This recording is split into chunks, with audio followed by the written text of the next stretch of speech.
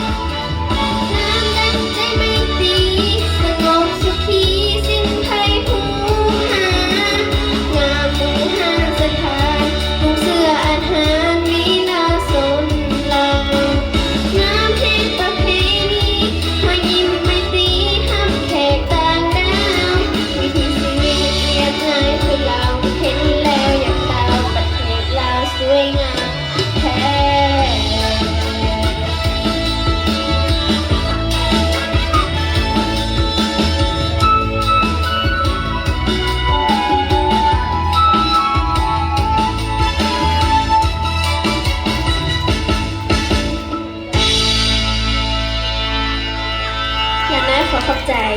เป็นจังใด